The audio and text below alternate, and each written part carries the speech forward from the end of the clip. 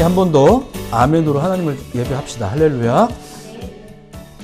자, 오늘도 현장에서 혹은 영상으로 데일리 처치의 말씀을 함께 나누는 우리 모든 예배자분들을 예수님의 이름으로 환영하고 축복해 드립니다. 자, 오늘은 지난주 말씀에 이어지는 내용입니다.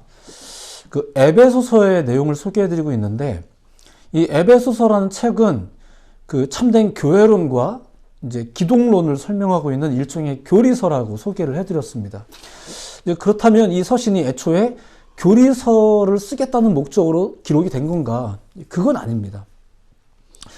오히려 이 서신서는 바울이 느끼는 어떤 그 시대적인 위기감, 성도들을 향한 애틋함, 이런 걸로 이제 기록이 되어진 그런 편지였습니다. 그렇게 기록되어진 에베소서인데 그 끝이 이제 성도들을 향한 이제 권면으로 이제 담겨 있는 거죠. 그리고 그 내용을 보니까 바울이 느끼는 그 위기감이라는 게 뭔지를 알 수 있더라 이거예요. 이제 우리가 본문으로 삼아 보고 있는 이 에베소서 6장이 그런 내용입니다. 우리 삶에는 어떤 식으로든 위기가 오죠. 사람들은 그런 위기를 이제 접할 때마다 어떻게 이길 것인가, 어떻게 대응할 것인가, 이것에 대해서 이제 고민하고 노력하고 또 그 대응책을 마련하고 이제 이렇게 합니다. 예, 그러다 보면 나름대로 방법이 또 나와요. 이런 어려움에는 이렇게 행동하는 게 좋다. 뭐 이런 것도 다 있더라 말입니다. 자, 그런데 이러한 대응책들, 이제 많은 대응책들이 또 이제 인류사 속에서 나오지 않았겠습니까? 이 대응책들이 잘 집약된 곳이 일종의 도시일 겁니다. 예, 도시.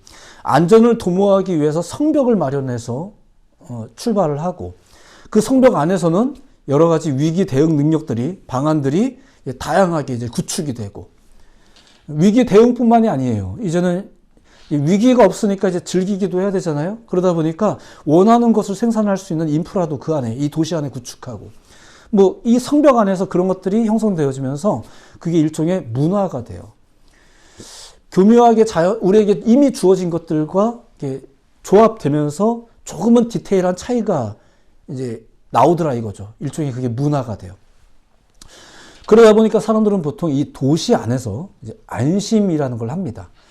그리고 그냥 안심만 할 게 아니라 많은 걸 또 누리죠. 그런 기대감들이 있어요. 도시는 그래서 참 좋고 재밌는 곳이에요. 당시 에베소서가 그런 도시였었습니다. 바울도 그곳에서 사역을 했단 말입니다. 그곳에서 꽤 오랫동안 복음을 전하면서 나름대로 이제 그곳에서 이제 영혼의 결실들이 있었죠. 그들이 에베소 교인들이에요. 에베소 교회라고 부르는 게 바로 그 사람들입니다. 자, 그런데 지금 이 바울은 그들을 염려하면서 편지를 쓰고 있습니다. 누구보다 안전하고 많은 것을 누릴 수 있는 곳에서 사는 그 사람들에게 이제 바울이 염려함을 전하는 거예요. 왜 그들을 염려했을까? 누가 봐도 살기 좋은 도시지만 바울은 그게 중요한 게 아니야. 바로 그런 곳에서 오히려 영적으로는 더 큰 위기가 있는 거야. 이런 이야기를 하고 있는 거죠. 그런 영적인 위기를 통찰하는 거예요. 영적 위기감이라는 게 있어요. 영적 뭐 이런 거에 관심조차 없으면 그냥 도시는 그냥 좋은 도시일 수 있겠지만 또 이걸 보는 사람들이 있더라 이거예요. 거기에서 사역할 때도 그걸 느꼈는데 거기서 떠나고 나니까 더 느끼는 거예요. 물론 그의 현재는 어떻습니까? 감옥. 굉장히 초라한 입장이에요.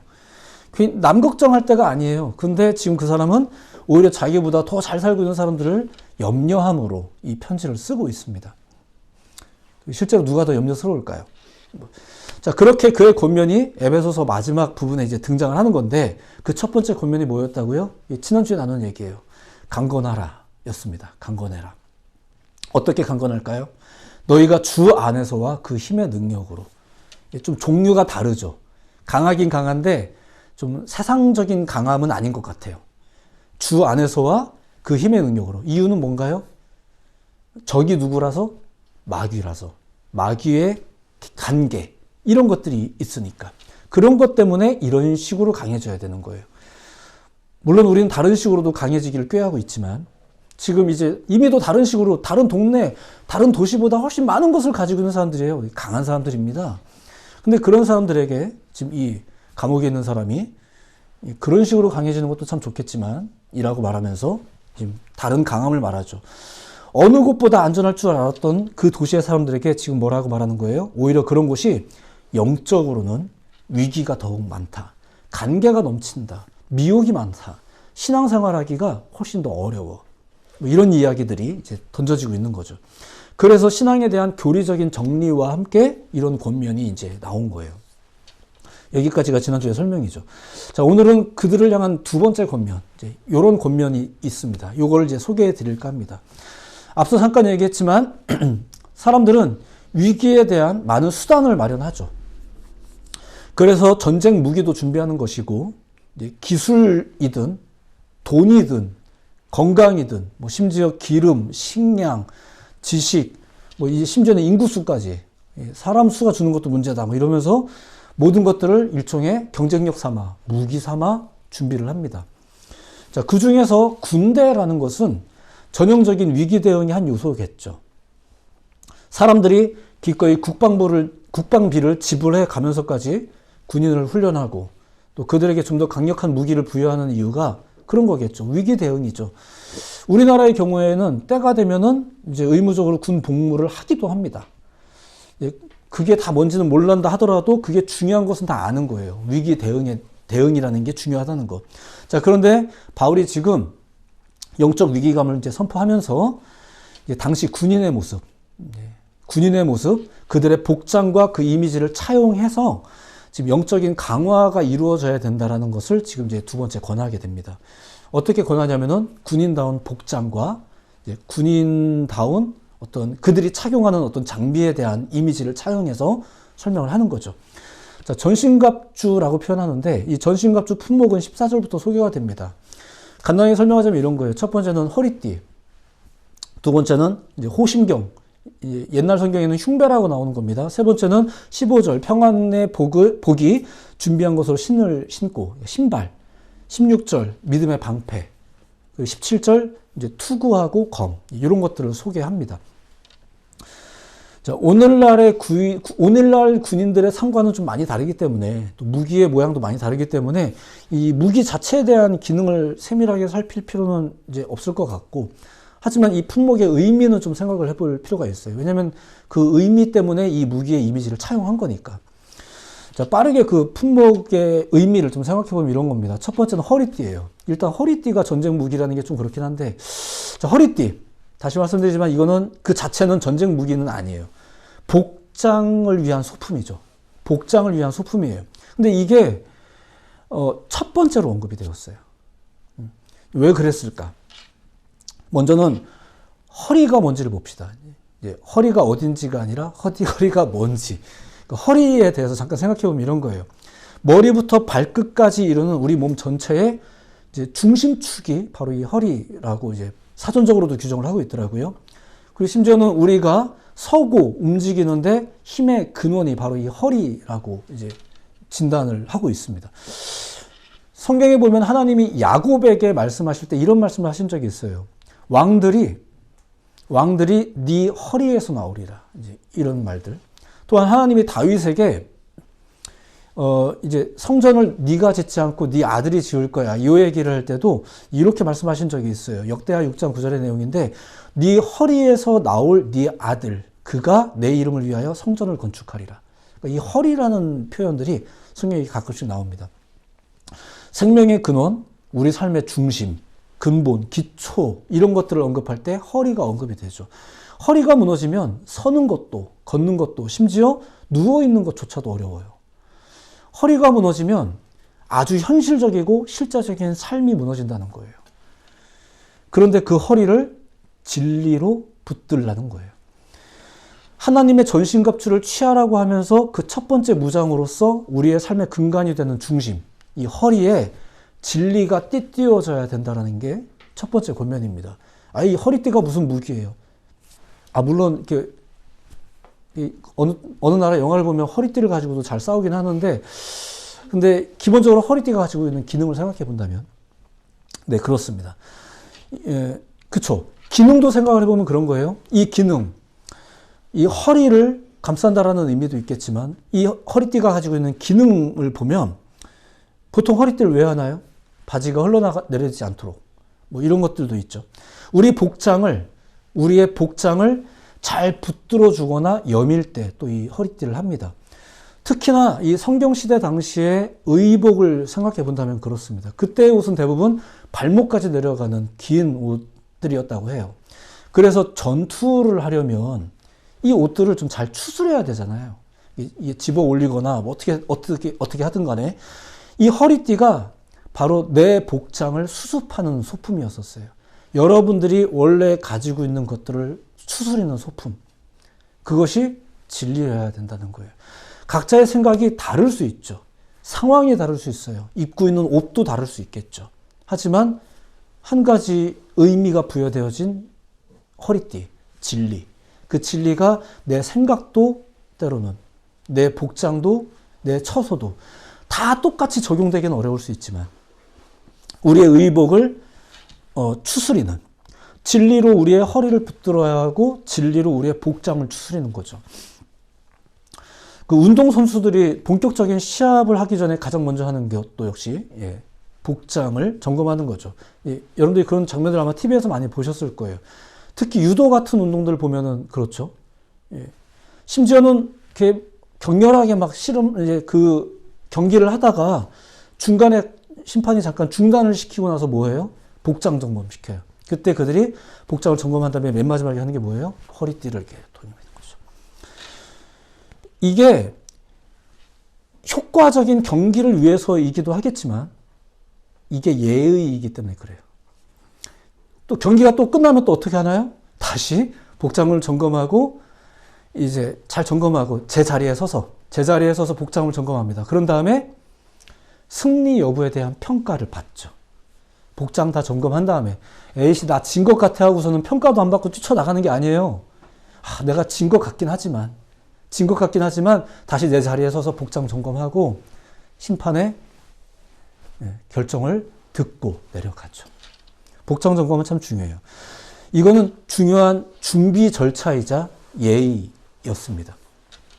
제가 군대에서 가장 먼저 배운 것도 복장을 갖추는 법이었었어요. 심지어 복장 고장나면 바느질하는 법까지 뭐 이런 걸 초기에 배워요. 뭔가를 시작하기 전에 복장을 추스리는 것. 무엇으로? 허리띠로, 진리로. 자, 두 번째 언급된 게 있습니다. 호심경이라는 게 있어요. 조금 낯선 용어죠. 옛날 성경에는 흉배라고 나왔는데 이게 뭐냐면은 사람의 가장 중요한 장기가 담겨있는 요 가슴 부분, 심장과 폐, 여기를 보호하는 장비입니다. 좀 딱딱합니다. 무겁고요. 갑옷하고는 조금 다른 의미예요. 조금 더 적극적으로 이 가슴 부위를 보호하는 장비죠.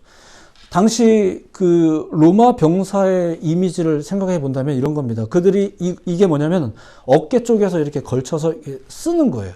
그럼 이것이 가슴과 등을 보호하죠. 오늘날의 약간 방탄조끼랑 비슷한 이런 것들입니다. 방탄조끼는 이렇게 입나요? 아무튼 이제 그런 겁니다.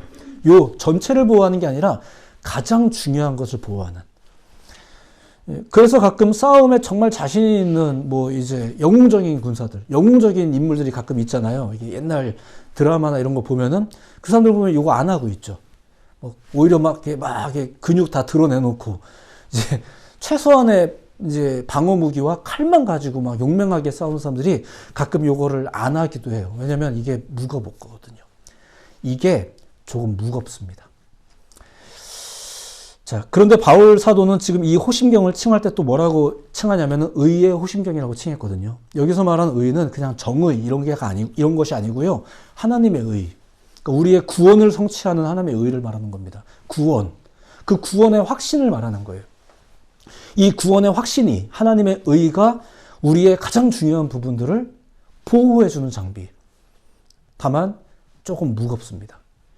이거를 불편하기도 하고요. 자, 근데 이게 우리의 가장 중요한 부분을 보호하죠. 이건 지금 제가 그냥 단순히 이렇게 의미로만 해석하는 게 아니고요. 이미 구약 성경에도 이 부분에 대한 것이 언급이 되었었어요. 이사야 26장에 보면 이런 말이 나옵니다. 우리에게 견고한 성읍이 있으며 여호와께서 구원을 성벽과 외벽으로 삼으시리로다. 그러니까 구원. 이게 하나님의 의입니다. 하나님의 의가 성취하는 구원의 확신. 우리가 교회 다니다 보면 구원의 확신이 있습니까? 하는 거 있잖아요. 그거. 신앙생활하면서 많은 믿음이, 내적인 어떠한 피로가 있지만 그 중에서 가장 강력한 그게 뭐예요? 구원의 확신. 교회는 다니는데 구원의 확신이 없다. 그러면 가장 강력한 것이 보호를 받지 못해요. 물론 조금 무거워요. 자, 하나님의 사랑과 예수님의 십자가 사건으로 인한 그 구원을 확신하는 게 여러분의 삶의 가장 중요한 부분을 보호하는 보호 장비가 된다는 것을 믿으시기 바랍니다. 근데 이것도 역시 직접적인 전쟁 소품은 사실 아니에요. 보호 장비죠. 무기 이러면 왠지 이제 위협적인 총이나 칼 뭐 이런 것들이 먼저 생각나지만 바울은 먼저 우리의 몸을 추스리고 보호하는 것부터 지금 설명하고 있는 중입니다. 때로는 거추장스러울 이제 그런 것이기도 하지만 그래서 뭐 자신 있는 사람들은 뭐 다 벗어 던지고 하기도 하는데 근데 이제 사도 바울은 그렇게 말하진 않죠. 착용해라. 좀 무겁겠지만 지난번에 강인해져야 되는 이유 중에 첫 번째 이유가 뭐였다고요? 적어도 전신갑주를 몸에 치를 정도는 돼야죠. 이걸 다 짊어 맸는데 너무 무거워서 막 다 쓰러지고 이러면은 이거 그 정도로 연약하면은 뭘 어떡합니까? 그래서 강인해져야 되는 이유들을 지난번에 소개를 해드렸죠. 자, 다음 언급된 것은 신발이에요. 신발도 기본적으로는 발을 보호하기 위한 소품이겠죠. 하지만 여기 이 신발을 수식하고 있는 표현이 뭐예요? 평안의 복음이 준비한 것. 이게 좀 어렵죠. 말이 좀 어려워요. 평안의 복음이 준비한 것. 자, 말이 좀 어려운데 이런 식으로 생각해 보면 어떨까요? 자, 신발도 어쨌거나 발을 보호함과 더불어 이 신발 신고 뭐 하러 나가는 겁니까? 전투하러 나가는 거죠. 전쟁을 좀 더 거칠게, 치열하게, 전쟁답도록 그런 전쟁이 되도록 뛰쳐나가는 우리의 발을 보호하는 게 신발이에요. 근데 지금 이 사도 바울이 권면하는 신발은 어떤 신발이에요? 평화와 복음과. 그러니까 뛰쳐나가긴 뛰쳐나가는데 이게 전쟁을 전쟁답게 만드는 신발은 아니에요. 이 신발을 신고 나가서는 오히려 적을 무너뜨려, 보통 전쟁이라는 게 그렇잖아요. 적을 무너뜨려서 이기는 싸움을 위해서 뛰쳐나가는 건데 그래서 신발을 전투화라고도 부르거든요. 신발을 전투화라고도 불러요. 근데 바울이 설명하는 이 전투화는 어떤 평안과 복음이 준비한 전투화. 그러니까 이걸 신고 나가면 조금 다른 거예요. 조금 이상해 보이지만 생각해보면 당연하잖아요. 이 싸움 자체가 영적 싸움이라니까요. 이게 세상적인 싸움은 아니에요. 적이 사람이 아닌 거예요. 우리는 사람하고 싸우지 않습니다.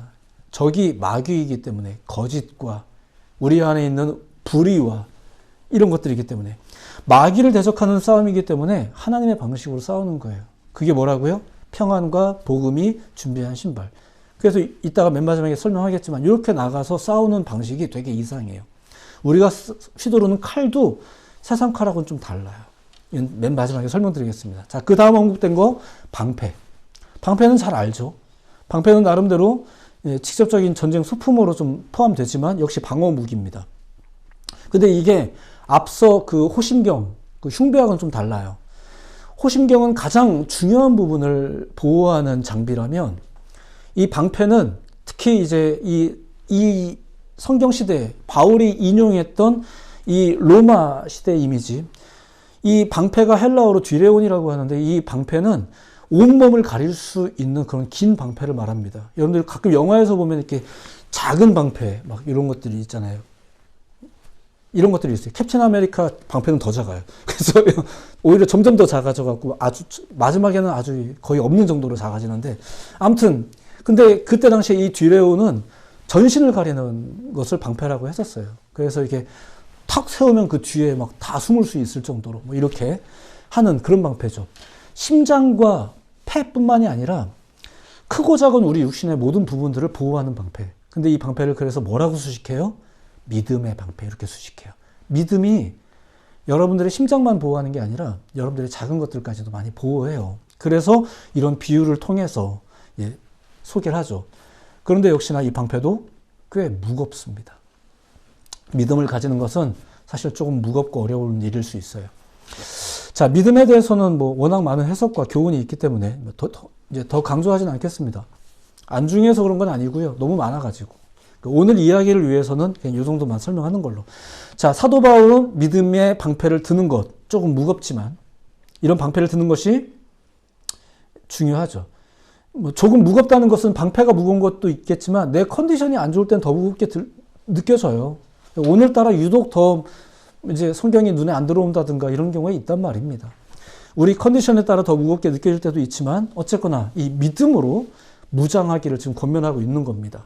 그리고 힘들다고 해서 또 이거 던져버리고 나갈 수는 없잖아요. 이거 가지고 나가야죠. 그러니까 믿음은 중요한 거예요. 자꾸 그래서 앞에서는 힘내라고 권면하는 거고, 여러분들이 때로 지쳐 넘어질 때도, 지쳐 있어도 야 그래도 내가 도와줄 테니까 한번 들어봐 이러면서, 이렇게 들으면 편해 뭐 이러면서 알려도 주고 하는 거죠. 믿음의 방법이 중요합니다. 자, 마지막으로는 이제 투구하고 칼입니다. 여기서 말하는 투구, 뭐 기본적으로 보호 장비지만 한 가지 기억하실 것은 이거예요. 지금 사도 바울이 편지를 쓸 때 에베소 교인들을 향해서 지금 사도 바울이 어떻게 이해를 하고 있냐면은 이미 구원받은 사람들로 이제 인정하는 거예요. 이미 구원받은 사람들, 이미 실현된 구원, 그것을 보호하는 게 투구예요. 투구는 그렇게 우리의 가장 중요한 생각과 주장과, 그쵸, 지도자도 없는 상황에서 지금 에베소 교회 성도들은 이제 자기들이 받은 구원을 가지고 자기 생각으로 이제 살아가야 되는 사람들이에요. 그들의 생각, 그들의 주장, 그들의 믿음의 위치를 보호하는 장비가 투구입니다. 조금 묘한 차이가 있겠지만 방패로 머리도 보호할 수 있잖아요. 물론 그럴 수 있을 겁니다.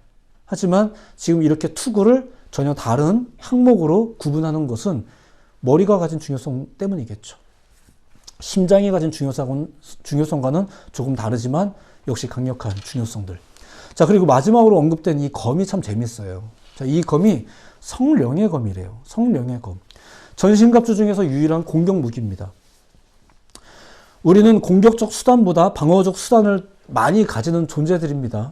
지금 알려준 장비들에 의하면 그렇습니다. 근데 어쨌거나 공격 무기도 하나 정도는 주어지는 거죠. 근데 그 무기를 성령의 검이라고 합니다.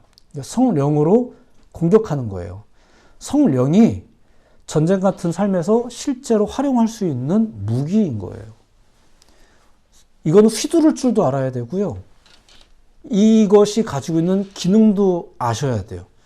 무협 영화 같은 거 보면, 우리가 물론 그걸 리얼리티라고 생각하지 않지만 무협 영화 보면 재밌는 거, 특별한 칼들이 등장할 때가 있잖아요. 그죠? 모양도 특별하지만 기능이 특별한 것들도 있어요. 보통 이제 칼이 가지고 있는 세 가지 기능. 적의 칼을 막기도 하고 적을 공격하기도 하고, 여기까지는 보통 칼들이 다 그렇고, 근데 특별 기능이 있는 칼들이 가끔 있어요. 이제 아주 유명한 검들은 그런 게 있어요. 칼이 다른 칼들보다 유독 강하다거나, 짧았다가 길어지기도 한다거나, 심지어 칼에서 막 불이 나가기도 하고, 칼이 막 날아다니기도 하고, 이런 칼들이 있대요. 그런데 이 성령의 검은 9가지 기능이 있어요. 사랑, 희락, 화평, 자비, 양성, 충성, 온유, 절제, 오래 참, 이런 놀라운 기능들이 있는데 이 기능들이 방어 기능들이 아니라 공격 기능들이더라고요. 많은 사람들이 좀 장난스럽게 설명하긴 했지만 성경에서 소개하고 있는 성령의 9가지 열매가 이렇게 소개되고 있고요. 이게 공격 무기라고요. 가끔 신앙인들이 생각하실 때 예수 믿으면, 교회 다니면 왠지 착해져야 될 것 같고, 세상에 억울한 일 만나도 무조건 참아야 될 것 같고, 이렇게 생각할 때가 좀 있는데, 그러니까 은혜 받아서 참고 성령 받아서 견디고 이렇게 생각하는 경우가 있는데, 이제 꼭 그렇지만은 않습니다.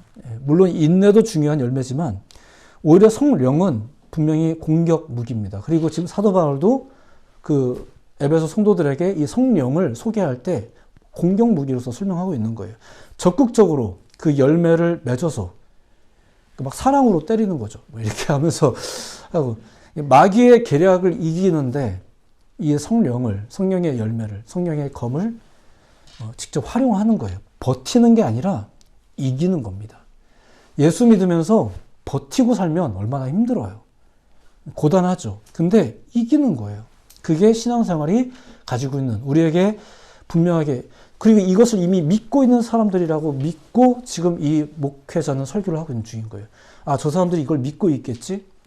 하나님을 믿는 사람들이겠지? 구원의 확신을 가지고 있겠지? 그래서 근데 그들에게도 위기가 있잖아요. 그러니까 이게 무기가 돼. 그게 뭐예요? 그건 목사님이나 하는 말이죠. 목사님이 직장 생활 안 해봐서 그래요. 이렇게 말하는 게 아니라 그게 동일하게 적용되는 무기라는 걸 인정하는 사람들에게 지금 편지를 쓰고 있는 거예요. 자, 오늘의 말씀은 이런 식으로 좀 마무리할까 해요. 새해를 맞아서 우리는 어떤 출발을 해야 될까? 그래서 사도 바울의 권면을 빌어서 여러분들에게 이런 말씀을 전해드리고 있는 겁니다. 우리가 사는 사회와 시대를 향해서 또 영적으로 깨어 있어야 되는 것을 느끼는 한 목회자의 이야기를 빌어서 저 역시 여러분들에게 동일한 권면으로 이제 하나님의 뜻을 전해드리고 있는 겁니다. 강해지십시오. 어제보다 오늘 좀 더 강해지는 여러분들 모두가 되시기를 예수님의 이름으로 축복해 드립니다. 여러 종류의 강함이 있고 그것을 위해 또 다 노력하시는 것이겠지만 무엇보다 영적으로 강해지기를 사모하시는 여러분들 모두가 되셨으면 좋겠어요.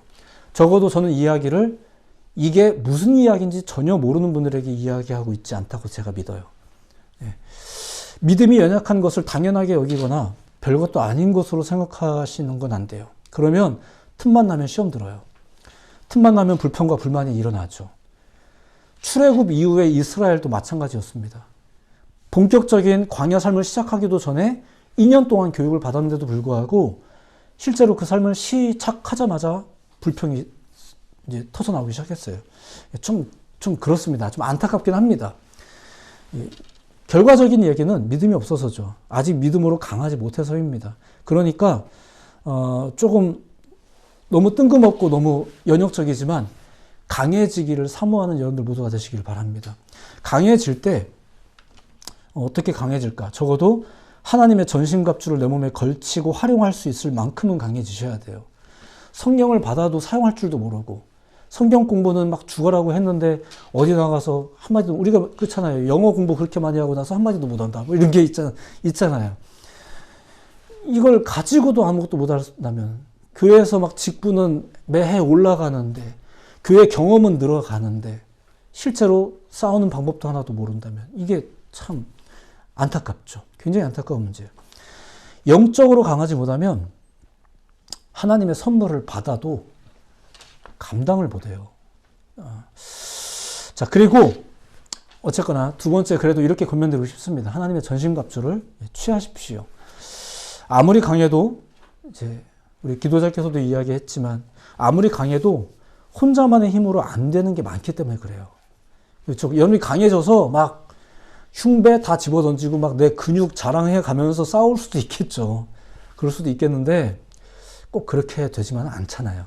그래서 전신갑주를 취하는 게 중요합니다. 복장을 여미고 또 무엇을 보호해야 할지를 아시고 또 무엇으로 적과 싸워야 할지를 좀 인정하고 귀찮아 죽겠는데 무거운데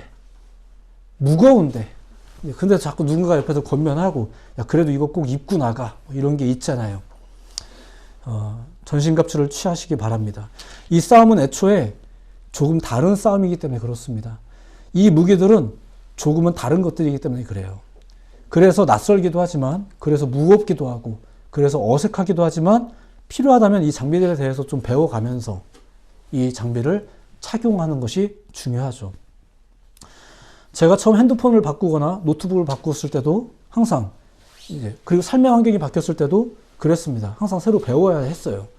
막 불평만 할 게 아니라 이건 왜 이래? 이러면서 투정만 할 게 아니라 배워야 했어요. 뭐 누구라도 다 마찬가지죠. 배워야 합니다. 왜 배워야 하나요? 안 배우면 일단 본인이 불편하세요. 네. 어제 한 지체를 만나서 신방을 했는데 뒤늦게 운전면허를 이제 준비하고 있는 한 지체를 만났거든요. 네. 그동안에는 이제 그럴 필요를 못 느꼈었는지 아무튼 뭐 근데 이제는 이렇게 말하더라고요. 아우 제가 불편해서 배워야겠어요. 이래서 배운다고 하더라고요. 배워야죠. 일단 내가 불편합니다. 배우지 않으면 본인이 불편하다는 거. 그런데 하나님의 전신갑주는 그 자체가 좀 불편하다고 해서 벗어 던질 만한 것은 또 아니에요. 그래서 배워야 돼요. 아 이거 귀찮은데 난 요거는 안 할래.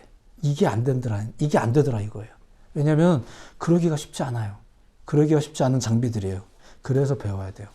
그래서 지금 당시에 로마 병정들의 이미지를 차용해서 이 목회자가 뭐 이 중에 하나 정도는 빼도 되지 않을까? 그냥 방패 하나로 다 그냥 커버할까? 이렇게 하지 않고 하나하나 다 비슷해 보이는 무기들까지도 이 장비들까지도 다 설명을 하는 거예요. 중요하니까. 이 장비들이 가지는 의미도 또 이 칼에서 발사가 되는 게 뭔지 이 휘둘렀을 때 막 어떤 것이 막 불을 뿜는지 막 뭐 얼게 하는지 막 무협 영화 보면 막 얼기도 하고 이러잖아요. 이 칼이 어떻게 활용되어지는지 이런 것들도 아실 필요가 있죠. 새로운 한 해를 시작하는 단계에서 이 권면을 따라 또 열심히 자신을 다듬어 가시기를 또 여러분들 그런 결단이 여러분들 가운데 일어나기를 권면드리는 겁니다. 그래서 더욱 강건하여지고 더욱 큰 승리의 기쁨과 감사를 성취해 나가는 그런 여러분들의 한 해가 되기를 바라면서 이런 권면과 이러한 축복의 말씀으로 여러분들에게 소개를 해드립니다. 말씀 앞에서 아멘 하시며 또한 삶을 또 투쟁하시고 살아가시는 여러분들의 모든 삶이 그렇게 강건해지기를 더욱더 큰 승리로 가득하기를 예수님의 이름으로 축복해 드립니다. 기도하겠습니다.